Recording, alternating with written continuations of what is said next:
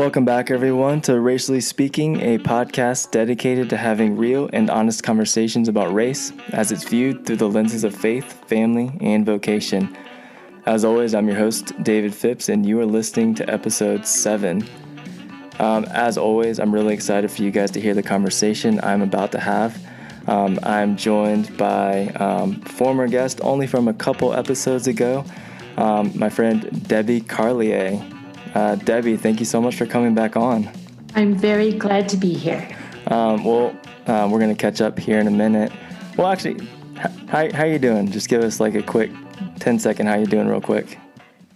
Doing better this week, just because I'm involved with some colleagues and friends, like-minded friends, and trying to be a little bit of an activist. Yeah. Not much, wasn't like that, I would say several months ago. Mm-hmm. Yeah. Kind of evolved. So much better than right after the Atlanta shootings. Yeah. So, I mean, let's just jump right in. So you were here just a couple episodes ago, and unfortunately that was somewhat timely that I think we recorded that because if you haven't listened, we had a conversation just addressing, I think, the broad rise or the broad view of the increasing in the rise in anti-Asian sentiment in our country. I mean, dating back the last 3-4 years, but especially the last year, especially the last 6 months, only to be followed a few days later by the news of the Atlanta shootings, the Atlanta massacre that took place at those 3 salons back on, I think it was St. Patrick's Day, actually, the 17th, morning of the 17th, woke up to that news, followed by a string of other things, which we will get into. But that was really, I think, the catalyst, especially since last that you and I not talked but recorded, because we've been talking a good amount since then. So again, thank you so much for coming back on. Much like last time, and probably even more so, it's both more bitter and more sweet to do this again with you. First, we'll get to the Atlanta shooting and kind of unpack some of our feelings about that and what it looks like to move forward from that and how we've been dealing. But you are graciously doing this after you're coming out hot out the gate from speaking at a town hall. Is that what it was called, I guess? Town hall meeting in Montgomery? Kind of like a town hall. It was at a school board meeting. Okay, school board. Okay. Yeah, county school board meeting, yeah. Can you give some context as to why you were asked to speak there or decided to speak there, and kind of what's been going on that you shared with me locally and in the Blacksburg area? Well, actually, it's almost like I made this decision just like a couple weeks ago. I was at a kind of a luncheon sharing meeting with Asian Americans, Asian colleagues on campus. It was just a regularly, it was sponsored by our APITA caucus. So faculty and staff came out and they were really grieved over what happened in Atlanta. And you could tell that it was like the Atlanta shootings kind of served as a catalyst for people to start opening up. I've never seen my Asian colleagues talk so much about how they feel as an Asian. And in that meeting, there was one mom who shared about how her daughter in middle school was being bullied and being spat on, and how other students were being like assaulted with white powder and trash. All these Asian kids right now, especially, it happened before the pandemic. That's the thing. It's only intensifying during the pandemic. It grieved me so much. I was, on top of the Atlanta shootings, I was just really angry.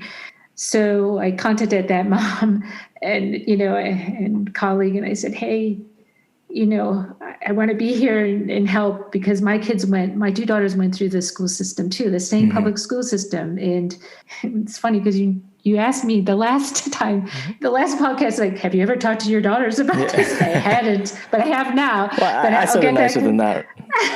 So, yeah, you were nice about it, but I felt bad. I realized, no, I need to follow up, and I'll talk about that later. But so she actually she said during that meeting, I'm no longer, she's like this famous professor on campus. And she said, I'm going to make space and time for this. She was in tears, and she says, I'm going to start a website. I'm going to start a campaign. I'm going to get involved, and I need to speak out. So she just decided she's going to speak out at the next school board meeting. And that's how I kind of got involved because, in the course of following up with her, she tried to recruit some people who'd be interested in speaking. And so we have 3 minutes to speak. And then it basically urged the public school systems to acknowledge what's going on. And I had heard that they had some, programs in place to address racism, but obviously it's not working, right? And so I just wanted to kind of get the county school board members to realize that Asians in America feel like they're perpetually a foreigner, and our kids are being assaulted, right? And they have to do something to teach kids from a very early age, starting from kindergarten, right? As soon as you get them in the door, to realize that every human being has dignity. And that means whatever color you are, these kids need to learn this, to realize that they have, it's just kind of in our human nature to be a little more ethnocentric. I will confess too. I think everybody struggles with a bit of that, like you're more comfortable with your own ethnic group. And there needs to be intentional encouragement to learn about other culture groups. And I feel like the earlier it starts, the better, because how do you try to change the attitudes of kids as they get older? It's just harder, right? And to me, there's, so many layers, because it's different than, not worse necessarily, but because I know there might be some pushback by people who might not want to delve into the race issue of this, like, every kid gets bullied type mentality. But I think, we're not saying we don't care about other kind of bullying, but more so that this is going unaddressed so often. And you said harassed and assaulted. So like the harassment part, I think you can see how that's even another deeper layer. Like I think you said, the kids in Blacksburg, many of them being told, it starts at that young of an age, right? With the perpetual foreigner thing, go back, you're going to be sent to where you came from, go back to where you came from, go back to China. That's just another layer. It's like, whoa, that's not just, hey, you look funny. There's something to it. Yeah. I would say, like, this is in middle school and high school. You think that in high school you would grow up a little bit, but they're just, high school students are being told to go back to China, that they're responsible for the pandemic. And, so that's really disappointing. And I think Asians, parents and students they realize they're tired of being the quiet model minority. They're not. I think we're at this point, like this can't be anymore. It's time to be active. I think more and more so I'm meeting, Asian friends who are saying they have no choice but to be politically involved now. They realize that. It's probably not in their practice, but it's come to the point that we finally realize we need to start engaging, right? So can you give us a summary or some of the bullet points that from what you spoke at the school board meeting of things you would want to see implemented, of how they should be addressing things? I think the number one thing is to invite Asian parents and students to participate in the programs that they already have. I don't know if I could, I'm sure it's a two-way process, but for whatever reason, Asian parents and Asian students feel like they haven't really participated in the process. I don't know if it's a quiet initiation where the schools ask for volunteers. I don't know if there is an official way of who gets involved. But I think that you'll see that these Asian parents and students are no longer going to just be quiet. They're going to go looking for these programs. And so I think the number one thing we're urging is to involve them, because I think oftentimes the Asian parents and students are invisible in any process of diversity, inclusion, and equity. And so I think it's usually probably more of a black and white conversation again. So I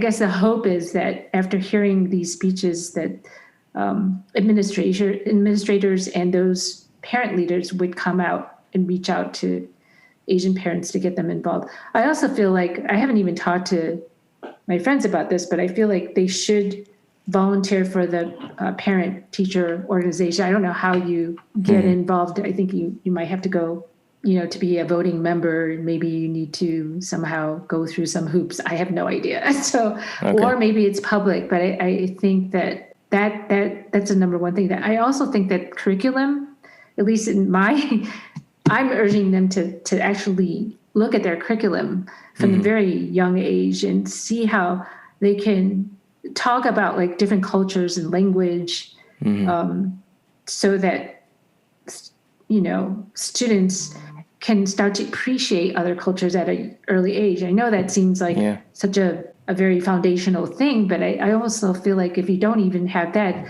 it's no wonder that people live in silos, right? If kids don't have a chance, opportunity to, especially if they don't have opportunity to travel internationally, I mean, there just may not be, so let's bring the nations to the school curriculum somehow, like you teach foreign language at an earlier age. I don't know.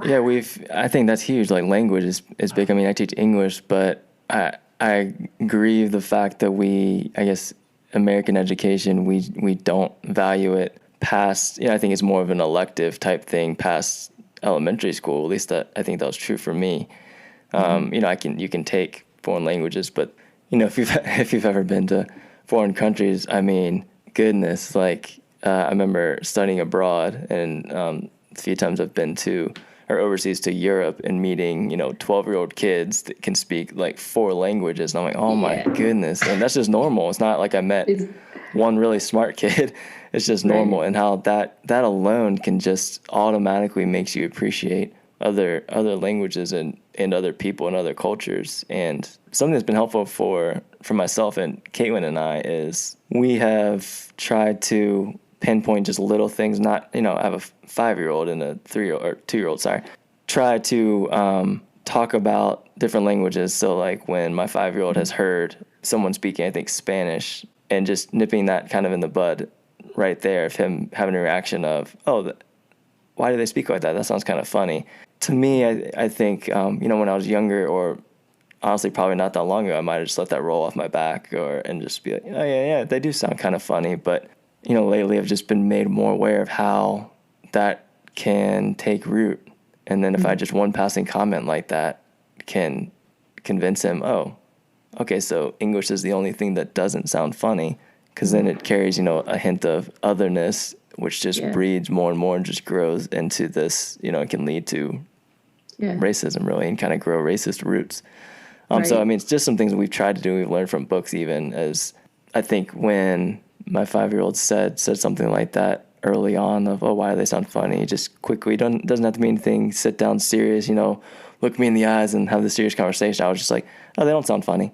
They just sound different. Like there's a lot of different languages, and we might sound funny to them. And he's 5. I'm not saying the work is done, but he does tend to. He's on the right. Hopefully, track, he does tend to like talking about other languages. At least I think more than I would have at his age. So cool. Language has been a big thing that's come up for us, for sure. That's great. I think that's great that you're doing that. That's. David, I think he's on the right track, and you could even have him learn a foreign language now. I mean, I'm sure there are like a lot of YouTube programs. So, I mean, that's something I regret. I wish my kids, my 2 daughters had, I mean, they were exposed to Chinese, but my oldest is, she had to reinforce her Chinese language skills by taking Mandarin classes in college. I was going to say, do they speak Mandarin or Cantonese? My oldest can speak Mandarin, but my youngest, Megan, she wants to learn. I think she knows more in her head than she realizes. Okay. So I've encouraged her, because she has that interest, to like take some classes, and it's a matter of time, though. And Paul is the one that's fluent, right? Yeah. Your husband. That's great. Yeah, he's fluent, and instead, I think they took French, both, Okay. Megan I minored in that. I don't know why, but I did. That was my, Cool. So I was the South Korean American studying abroad in France. So So there you go. You can talk to your kids. teach him French. There you go. Yeah, well, again, now that I've been back here for, in the States for so long, it's worn off, but I wish that I was at least bilingual. Anyhow, so getting back to like the board meeting, I would say there was a lot of discussion too among my colleagues about like trying to get the teachers and principals to actually condemn, and punish, students who bully and who to just call it out as this is not right, and to have consequences for that. So what is that? Sorry to cut you. What does that look like? Because, what does that look like in a sense of, because I know some people say, well, that's not going to change, anything. They're still going to figure out a way to beat bullies. And which is true, but it doesn't mean that punishment isn't necessary. So what are your thoughts on that? I understand the idea that it has to be called out. And maybe there should be consequences, but I don't think that alone is going to change anything. Sure. I don't know. I mean, it's not good if it's not silent. I just think the whole culture has to change. That's why I was thinking like start from your early age. It doesn't help the kids that are dealing with it now, but maybe I think that one of the speakers was a high school student, and I think he has interest in starting up a group, a student association where Asians can come together. I don't even think they have that, just start so they can share about their feelings and what they've been going through and share experiences and realize that they're not going, they're not alone. So that, I think that's one good step. And I think as a group, they could probably be a good voice, start the conversation. Right now, I feel like they don't feel like they're able to talk. High school students should be at the age where they talk about things like this, right? They should be able to. I mean, that's what we're educating them, on, how to articulate and express their opinions. And I think that it was really courageous and wonderful of this. And he shows a lot of leadership qualities to say he wants to, have a safe space, to be able to share with other Asians in school who are facing this type of racism. And hopefully, they can come together and help. It may be that it starts with even their friends who don't even realize that they're saying racist things or acting in a way that is offensive. Start with that group, that they're probably the friend group that could change more, and those who are overtly, spitting or assaulting, I don't positive peer pressure I don't have no idea.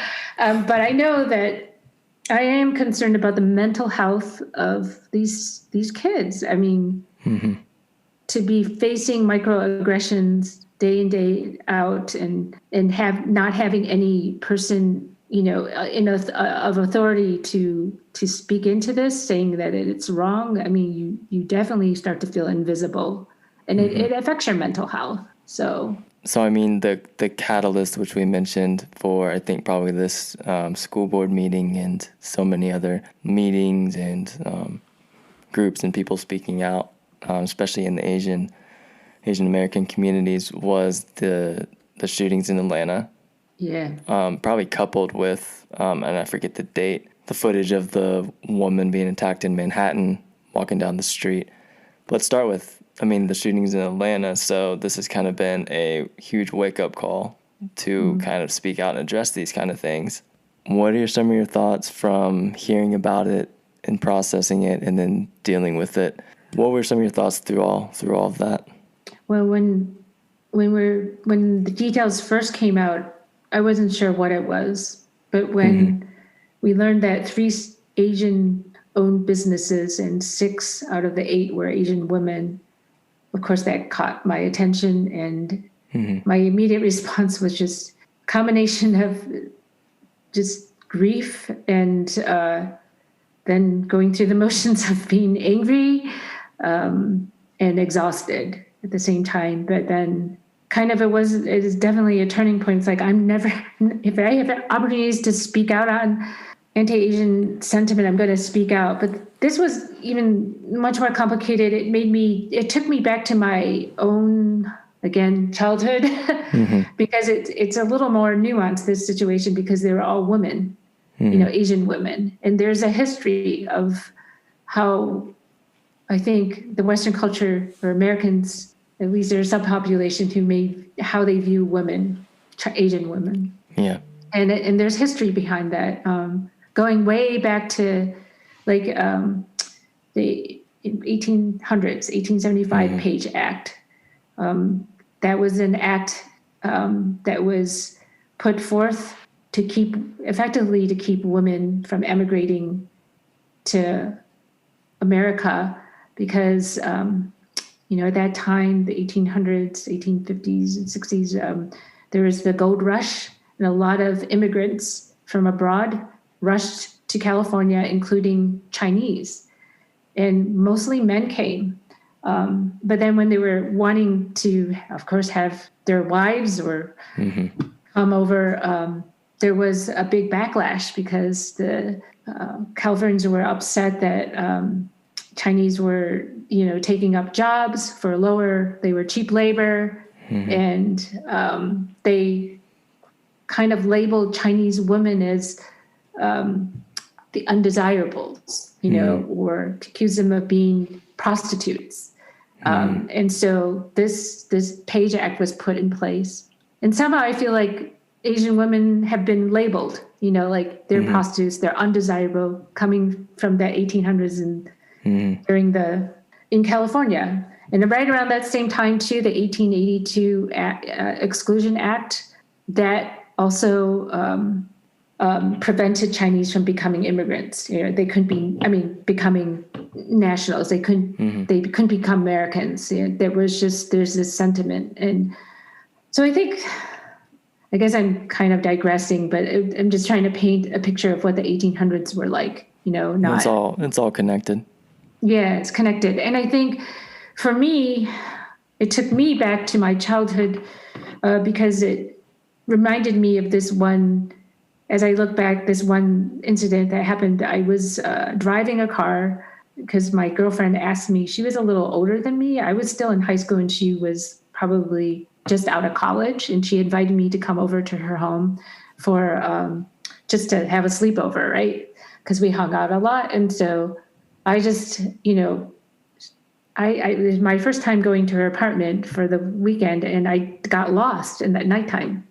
And so I had to stop by a gas station to figure out where I was, to ask for help. So I was getting gas and also getting for directions about how to go. And there was two guys in a car, and they were singing. I don't know. I think they must have been. I have no idea why they're in this car, but I still remember that there was a siren on top that kept on singing, actually just saying "Happy Birthday, Happy Birthday," and they were just like, looked like they were partying, and their windows were down, and they kept on, they were like whistling at me and taunting me with sexual innuendos, and I thought, this is not really good because I'm lost and I'm not here by myself. And there were other people there, but they're focused on me. Right. And so I had it in my mind, it's like, I have to get in my car and I'm lost.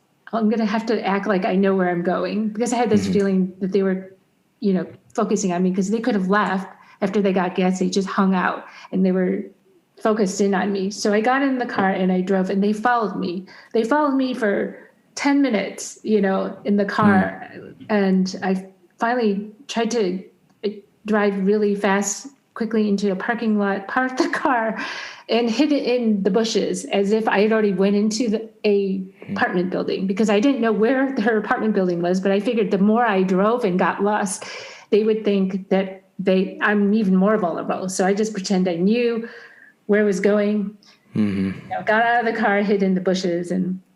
But I guess I feel like in retrospect, think, why did they target me? Is it because I'm an Asian woman? And why did they? So that whole Atlanta shooting, it just made me think hard. And there are other comments too. I remember I had a friend who, in high school, he was a really good friend, and I kind of liked him, right? So I'll just be honest here, I kind of liked him, and he was a bit flirty. And but I realized he was never, ever going to date me. Right. So I stop the flirting, right? Stop the flirting. And I realized that all his girlfriends that he had dated were all white, right? And I started to think, we can be friends, but you can flirt with me, but we can't date, right? Mm-hmm. And I You're remember just having my this, Asian friend. I'm his Mm-hmm. Asian friend, but if you're going to be like that, then don't physically flirt with me, Mm-hmm. right? There's like, how you can hug too long, or like Mm-hmm. escort you too long, or just hang out at the locker too closely. Those are not helping, right? And I remember we were taking a walk, and he had mentioned something about how his dad, I had met his dad.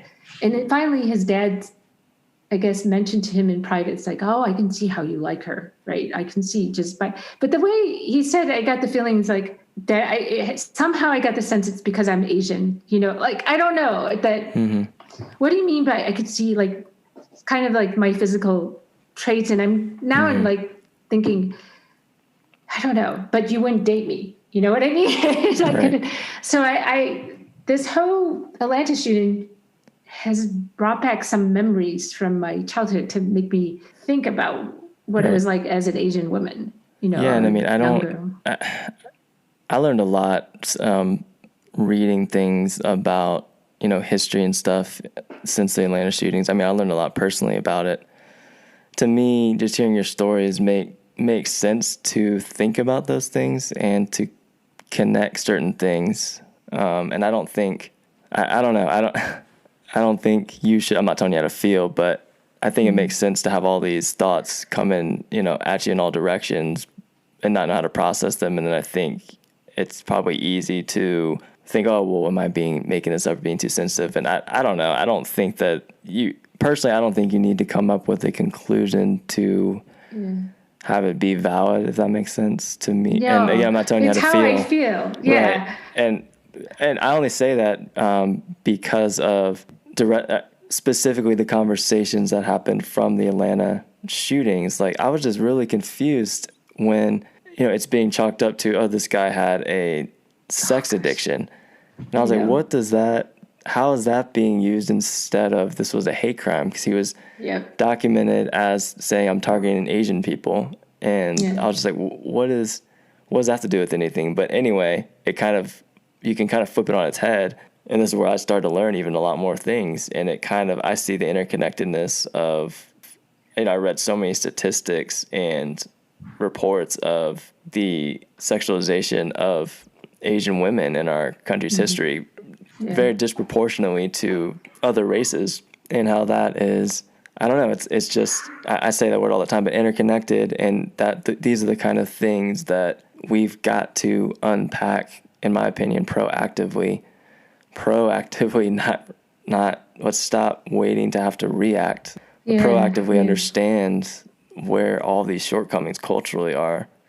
But yeah, the language of, oh, this guy was a sex addict, and then everything from he, was just having a bad day. He's a well-meaning church-going guy. Just all this stuff that I was just like, oh my gosh, it was infuriating to read and to hear people say this, because I was just like, this was a hate crime. There's no black and white around it. It's like, he was having a bad day, and he has a sex problem, sexual addiction problem. So, and how he is needed that to fix it by killing Asian women. I was disconnecting. I was like, how does that not reinforce that it was racist? Yeah, that he's, targeting Asian women. Right. The very fact that he admitted all this made it even more compelling for me, if it could even be more compelling. So, and that really, I don't know if we want to go there, but it made me very angry at the church situation, because I'm like, how is it, if he's a Bible believing, Bible reading, church going person of faith, follower of Jesus, how is it that it entered it in his mind that this was the way to resolve it, his problem? So I feel like there's something that needs to be addressed in the way the church is helping or discipling or teaching young people about how to deal with their weaknesses. I know. Right. And we're both church people. And I think the word that I kept thinking about that I saw thrown out there. I didn't start those conversations, but was discipleship, or for those of you lost with the Christianese, but like mentoring, Mentoring. another word for, mentoring in the church. But to me, that's huge because, it wasn't just, this isn't the first white male shooter who then gets painted in a light of, oh, he was a good guy. This is, he's a good Bible believing, church going guy. This wasn't normal, to kind of take away from what he did. And it's not to say that we don't hope for a change of heart and for, redemption for the shooter, the person, but not at the expense of mourning and caring about the victims and what could be behind all this. And so to me, discipleship, mentoring is huge, because I think there's a failure to me I'm not caught up so much on, why didn't you say things perfectly the day after it happened in a public statement? That'd be great, but I'm not caught up so much with that as more as I am with how are we, in the church setting, unpacking the responsibility we carry with all of this. Like there's a reason why this keeps happening, that even though we're saying it as a defense of, oh, well, he's a good church going, Bible believing guy, this isn't normal. It's like, well, actually it's starting to become a little too normal. There's some responsibility that we have to unpack culturally to understand just blind spots and how we're raising ourselves up. And some things that I think need to become more normal are talking about race and how to engage with a polarized culture. That's not saying, hey, choose a side. It's, hey, how can you engage and not just be a third party neutral person? Because that's not right now helping when there's such polarization of just saying, well, I'm going to wait it out and keep my mouth shut and not say anything and it'll all blow over. No, it's just going to get worse. As we're seeing, I think we have a responsibility to engage. Again, I'm not saying pick a side. I'm saying engage in helpful ways. I think one of them is absolutely in those discipleships, Bible studies, if you're in those, I think are even more important sometimes than the big public statements, because those big public statements are lost on me if I don't see action at the micro level. I don't know about you. No. Public statements, There's a lot of there are public statements out there that sound good, but if it's not followed by action, and that's what I've been observing a lot in this past few years, I don't see changes within the community, within the faith community. I like, one example is even a small thing. I think that I'm not so clear on how the Atlanta shootings affected my Christian friends. I know very clearly how it affected my colleagues, a lot of them, but within the Christian community, I think there were two pastors from two separate churches who did contact our family to ask how we're doing. I really appreciate that. Yeah. But I have a huge network of other Christian friends who didn't really come out and ask me, and these are, I'm talking about the leaders, right, too. They're in leadership capacity, and I feel like we were talking about, just, I'm a part of a nonprofit organization and several ministries, and we talked about business as usual and other things, but the big elephant in the room, this Atlanta shooting, and also this woman who was, kicked violently on the streets of New York City, was it a weekend or a couple of weekends afterwards, what, broad daylight. And no one's really, in those circles where I need to do work with them, I do ministry with, that subject just didn't come up. So that was telling, and I love these people. I love them. But instead, we joked about other things, like the Be Less White campaign. That's another story that Coca-Cola has, which I don't like. Doesn't sit well with me. But the timing of joking about Be Less White campaign just didn't sit right with me, even though I totally agree the Be Less White campaign based on, Can you can I explain more of that? Yeah, explain more of it. I guess Coca-Cola has a campaign that they're trying to actually train their employees on, I guess, racism. And I guess they have this kind of slogan that says, be less white. It sums up their curriculum. And I think that totally doesn't work. It's inappropriate and it's not true. I mean, it's like me, I turn it around, like, be less yellow. You know what I mean? It's like, so my white friends were like kind of joking about that or thinking that this is interesting. I mean, and I agree with them. It's not good, but I'm thinking, can you guys just ask me how I'm doing? This is right after the, you know what I mean? So instead we're still focused on white stuff, right? So to me, I don't like the joking part aspect of it because I'll be a little cynical and say I don't know if I am opposed to that mentality. I'm sort of joking, but no, I understand what you're saying. But yeah, I think how you said it is great. That it's still too white focused. Which is going to have. I think we've talked about this before, but the book, everyone has heard about at this point, whether or not you've read it. But White Fragility. Yeah. I read that book as part of a discussion group with some colleagues at the university, and we had some great discussions. Most of the people in the group are white, and it was a super helpful book. I thought it was a really helpful book, well thought out. I really appreciated, as a person of color, Robin DiAngelo's transparency, who's white, by the way. I just thought it was a really helpful book. Doesn't mean I agreed with every single thing she said, and I honestly saw this coming. Then I kept, a few people would send me articles kind of ripping it apart and saying, it's just all about shame and being anti-white and all this stuff. And to each his own, but my reaction to that is kind of, case in point. This is exactly what she's addressing. I don't think it's, the greatest thing ever written, but I thought her points were fair. I didn't, if all you heard from that book, if you read it, was shame, then that's fine. Don't, just move on. Don't read it. That's fine. Yeah. To me, and I'm not white, I heard her addressing what the title said of just white fragility being what stops so much progress, because so often and we know this firsthand, Debbie, but the white fragility just ends conversations in the middle of a conversation about, something like racial justice or racial reconciliation.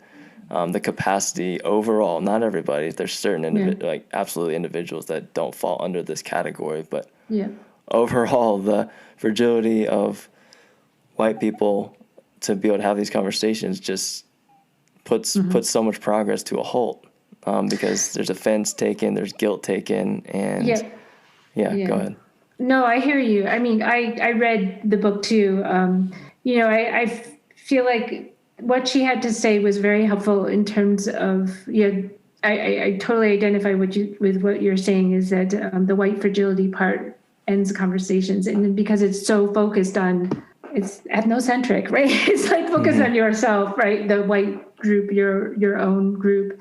I think sometimes, I know the book has been criticized from some of my friends of, they'll say, well, it's like critical race theory and, we shouldn't use it as a foundation. And why are they saying that only white people can be racist? That phrase.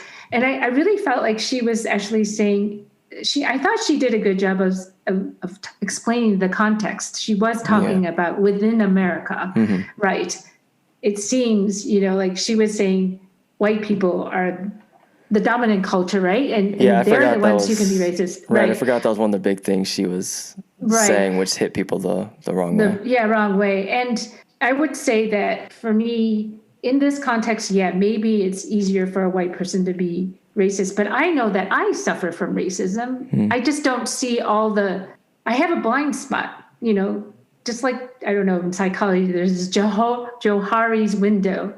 And one of the quadrants of this window it shows that we have a blind spot, every human being. And I know that for myself, in terms of just my comfort zone with my own ethnicity and cultural, group, I know that I will say things that, this is another issue. I think Robin DiAngelo talked about racism as being, I think, more systemic, right? And less so about the attitudes of a person, right? So when I use the word racist, I still like the idea of the racist attitude, because I don't know a better way to say it. Maybe there is a different, but so a lot of this has to do with semantics too, and how you define things. But I just would say, if people prefer this, like I can discriminate, or I can I thought to me it was helpful, because I think she said whether or not you like her definitions or not, I thought, I think you have to look at things through her definitions if you're reading her book. And so I understand. Right. Yeah. And so for me, I'm saying that to listeners, but to me, I thought she separated, so you could be discriminatory, and that's not what she meant by racist, if that makes sense. And to me, her big thing was racism out as privilege allied with power.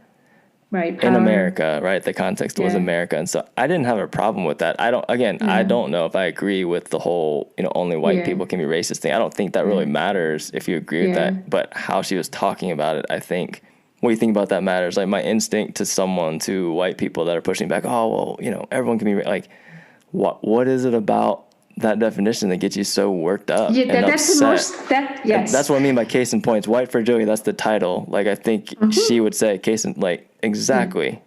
And so, like, I think pressing in on that power element of that definition is what gets people so upset. And to me, I think that's important to, dive into and just lay into, like, well, okay, maybe that is what is getting me so riled up. That is that conversation, my example earlier about having this email exchange and conversation with a bunch of white guys who are my friends, and me bringing up anti-Asian sentiment. There was one guy who would engage me, but still at a surface level, so I felt like it was too uncomfortable for them to talk about. They're not ready to engage me. Like, I want them to ask me how I'm doing, because I'm their friend, right?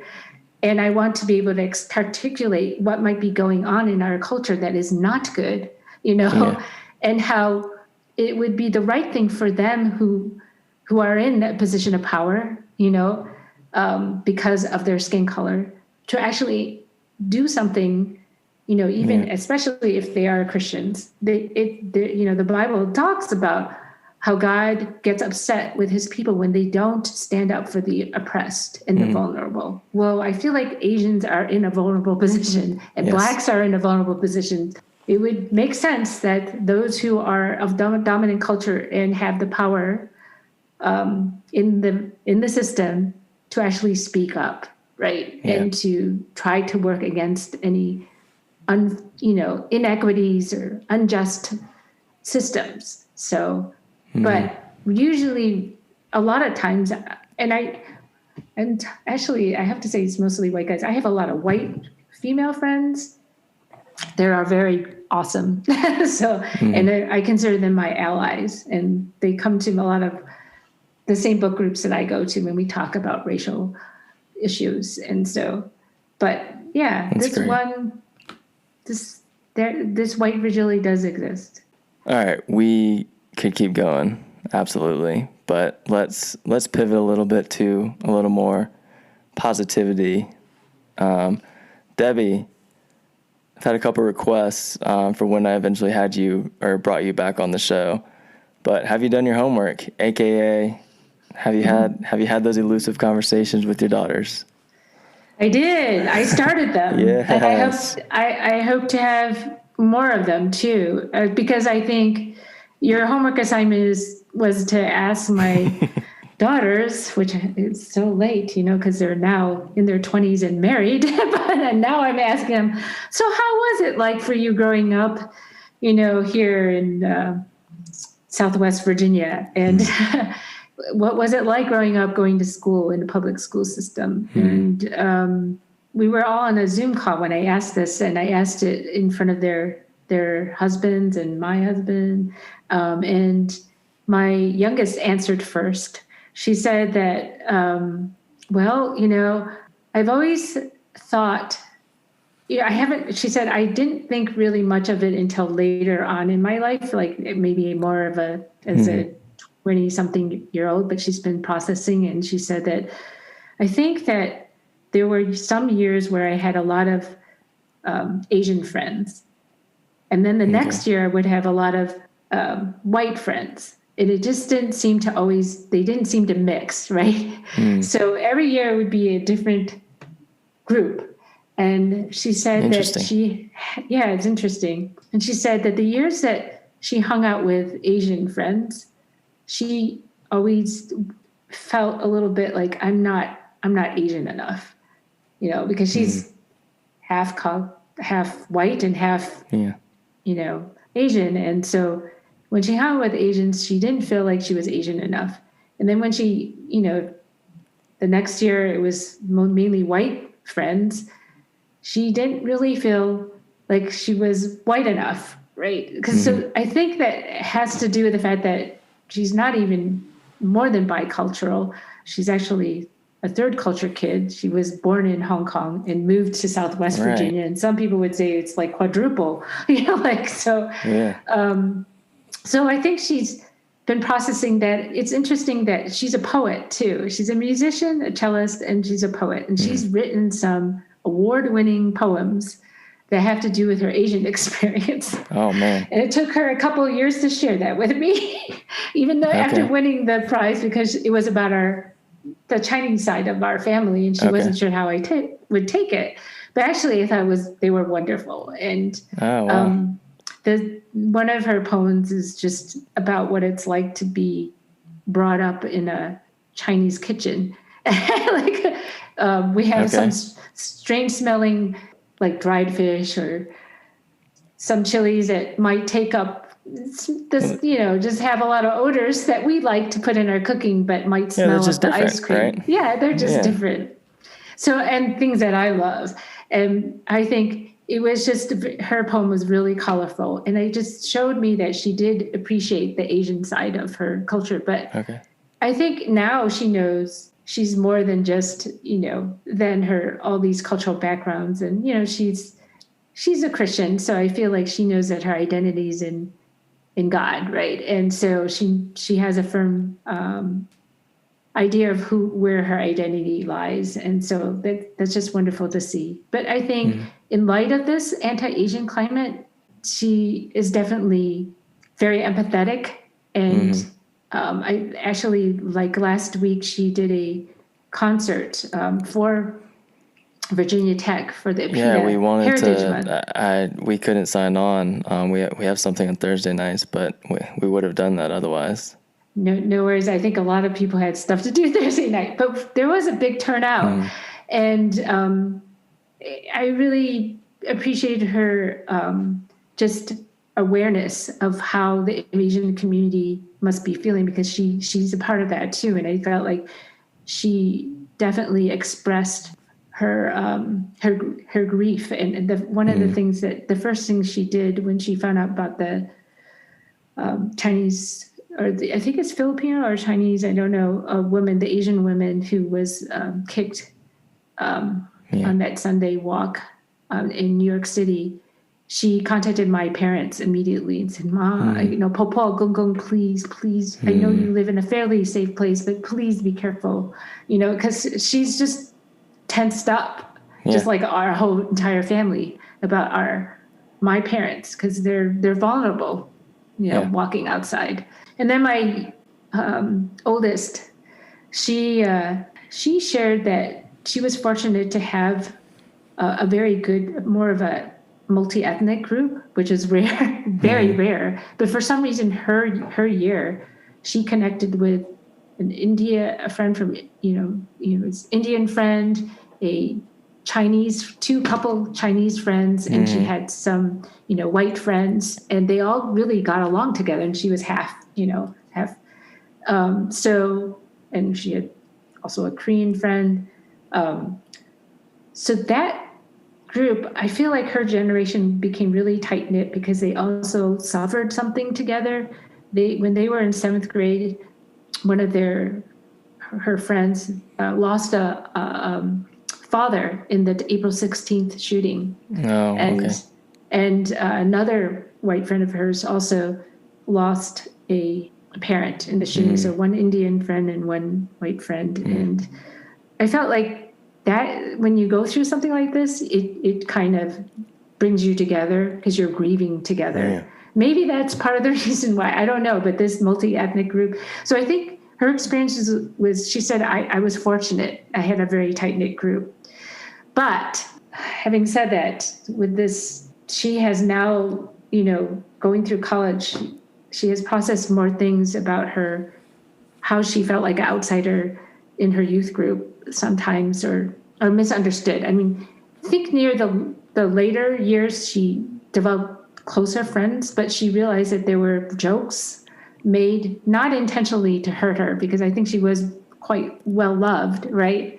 But Right. there's just a feeling like she had to kind of complete the joke. I think your friend was saying that in the last episode, right? Yeah, About Mark. how Kind of beat people to the punchline. yeah, Yeah. I think that there are times where she felt like she wanted to be accepted as a white person. And in order to do that, she had to laugh along or not take offense and probably even joke along with it. Right. That makes complete sense. sense on both sides. Yeah. I mean, as an Asian person, but also in that episode I did with Mark, Yeah. that was interesting for me to listen to because I kind of butchered it, but I essentially was like, man, I kind of need to apologize because I was one of the people that remembers liking when you would, do your funny, I say funny with quotes, but, Indian accent. And I absolutely remember doing that. And Yeah. yeah, I mean, he kind of spoke about how it was much more, I thought he almost took too much responsibility, but was very much, saying like, I wanted to, that was my way to fit in. And I think that was a fantastic example of, sure, he was responsible. I could take responsibility for it, but he can't. To me, he can't take responsibility for the overall climate that he found himself in, of feeling the need to do that, which is obviously there's a lot of layers to it. There's a lot of layers to yeah. it. And I think that my daughter's kind of processing that because she knows that all those friends in her youth group love her, Right. a lot.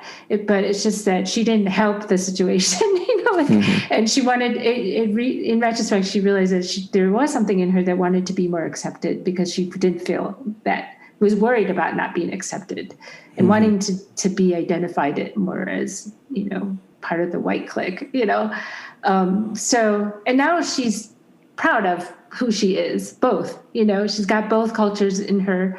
And I think that it's making her go back and revisit things. And there were also things in college.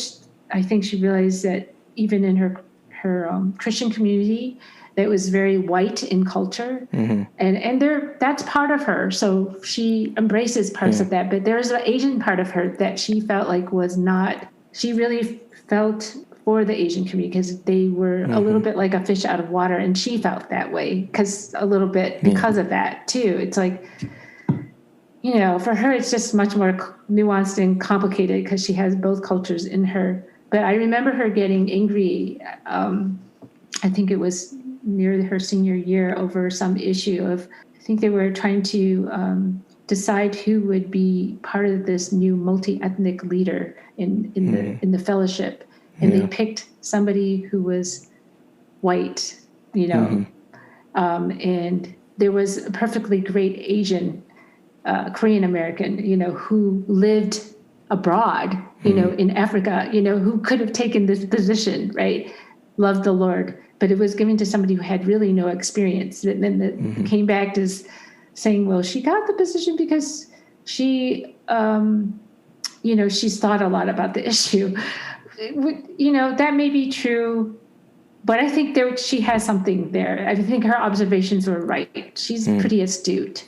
And I remember her having conversations with the leadership staff workers about this. And I think there was an apology issued So, but nevertheless, it went forward that way. So I think she even then she's seeing how the Asians in the Christian community are still feeling a little bit like a fish out of water and not really included, Do you or your daughters have any, do they have middle names, or any part of them have Asian names?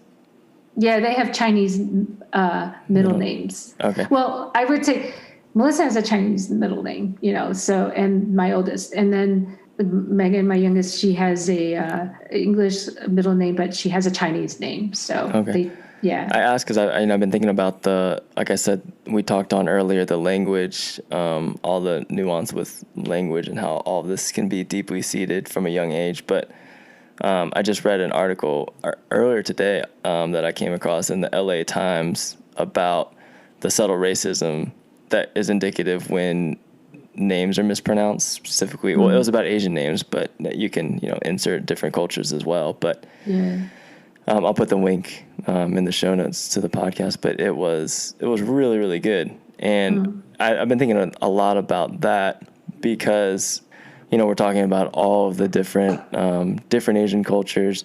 Myself, I'm adopted in a white family. Your daughters are half white, half Asian, just all, and there's all these layers of Asian enough or not Asian enough, stuff like that.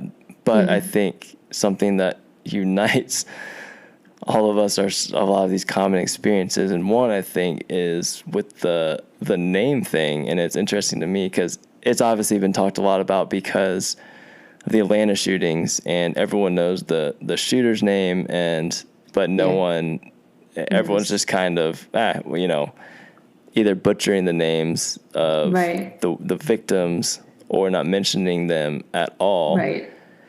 And how that is just, indicative of a failure to embrace and educate and understand another culture. I know to some people that might sound harsh, but the article is really good about unpacking different layers to that. And believe it or not, I can even identify to a small degree with that. I was adopted, but I was also given a South Korean name at birth, which, obviously I don't go by that or anything now. And I'm not going to share it here, but I remember subtly being mocked and joked for when I would tell my friends what it was, which now, at the time, immediately regretted it. But being joked for it, whether it was directly or, oh, we're just going to call you that now. It wasn't in a complimentary way. It was like, oh, that's funny sounding, and how that way of thinking, the language behind that and the reasoning for that is just, I think, lines up with what we've been talking about. And I don't say that to, focus on my experience, but I say to focus on the collective experience of mispronouncing, and that can even be tied into and turned into racial slurs very easily, when names are being made fun of and mispronounced. And I do think, my daughters had the cushion of, in the privilege of a, French last name, because that's okay, right? But having if they had my last name, I think they would have faced more discrimination and more racial bullying. I'm pretty sure that their last name, the French last name, covers them a lot. Even in when you're looking for a job, I really feel like the type of name you have can have an effect. In fact, there are studies that my graduate student friend has shared with me, that there are biases just by the name. You change the name, have the same resume. Right. I teach professional writing. We do cover letters and resumes, and I bring that up, say, for better, for worse, this is the reality y'all are living in. And many of them have, fortunately or unfortunately, thought about that already and go by something else that's not their actual name, but sounds more white, honestly, and or professional sounding. So that's so many layers to that. It's a lot of layers. So I was gonna say before we get to our recommendations, I just have to ask you, this could be a longer conversation, but I want to ask.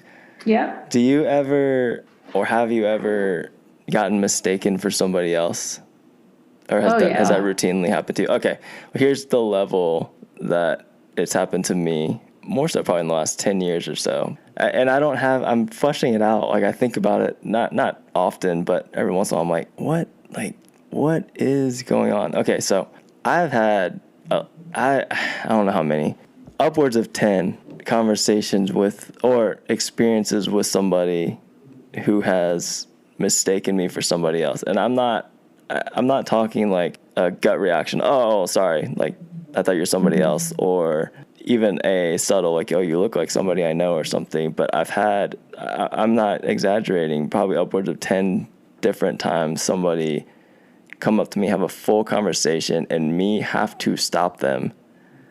Or if it's somebody I didn't know that well, just let it go off, go off my back. But stop them and say, hey, I am not that person. And so it's hard for me not to immediately go to the race discussion, but and Caitlin's witnessed it a couple times. But That's so funny.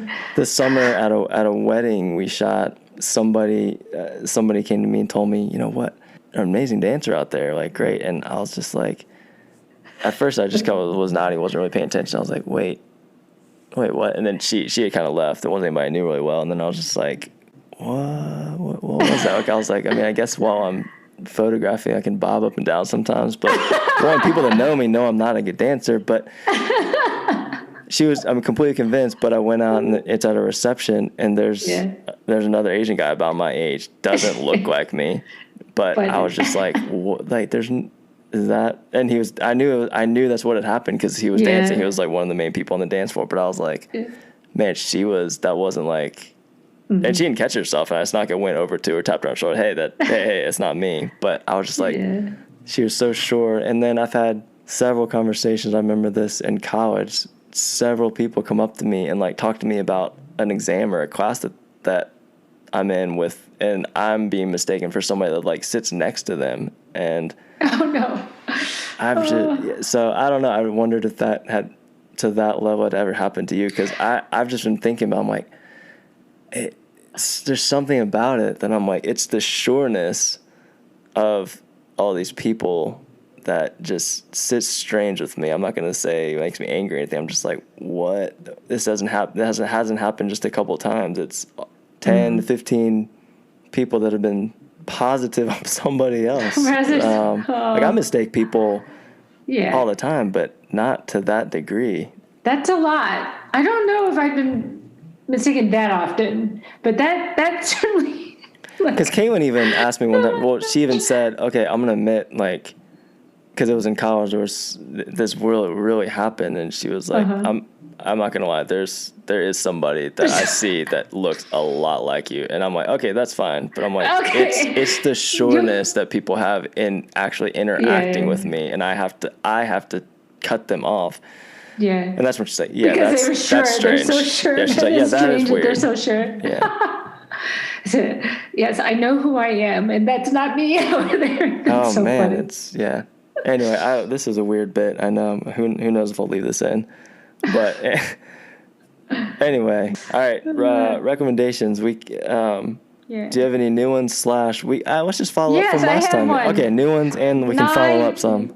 9-man volleyball documentary. 9-man volleyball documentary. Okay, is it? And it's. That sounds funny. I think it was put out in 2014. Okay. And it's focused on. Is it just the Boston community? But anyways, it's Chinese men who have created the 9-man team volleyball and made it into a real sport, and the history of how that evolved. Okay. It has a lot to do with the fact that they were here during a time period, I don't know if it's 1930s, I can't remember. It goes way back. Okay. And there weren't too many women because women were not allowed to, emigrate to the States. So these Chinese men who were working as, waiters or in the Chinatown area they needed to do something to occupy their time without, families and without women. And so they started the 9-man volleyball team, not a 6-man, but a 9-man volleyball. Okay, I was going to say, I don't even know how many are supposed to be on the court at the same time. Six. I think normally. 6. Okay. 6, yeah. So it's a very good documentary. I highly recommend it. It's on Netflix? It might just be on YouTube. I think if you do a search on it, I'm not sure. It might be on Netflix. I have no idea. I don't know the quality of it. I think that I watched it just on YouTube. The 9-man volleyball. I can try to look for the link and send it to you later. Awesome. Yeah. From last time, I know we talked about trying to watch Minari ahead of time. I haven't done it. Have you? I haven't watched Minari, but I did. I found out that I actually had watched To All the Boys I loved the first one. Okay. The first one, and I started the second one. I got awesome. I got vetoed. I was watching it, and then the rest of my relatives around me wanted to watch something else, so I got caught. Okay. I had to stop. They're great. They're a good mindless movie to have on if you're looking to get cheered up. Yeah. So yeah, really, really good. I will finish it. I will. And I'm really looking forward to Minari. Oh, and I watched Ray. Was it Raya? Raya, yeah. Yeah, Raya. We're obsessed. We watched it. I think I watched it. We watched it with the kids the next night. Last time we recorded, and it's fantastic. We watched it. Yeah. We watched it 4 or 5 times at this point. Yeah. But some of our friends got them I almost said action figures, some plush toys of Raya and her friend Tuk Tuk, which you're not going to know what that means if you haven't seen it, but they love it. As Mark on the last episode said, get a Disney Plus subscription, people, and check that out. There's also a random video I came across that was done on The Daily Show by Trevor Noah recently. Oh.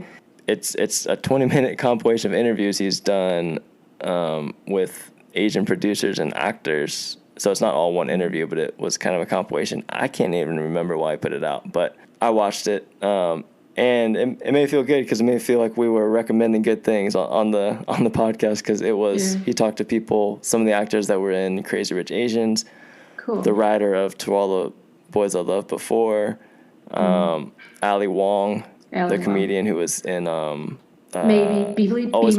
Be My Maybe, yeah.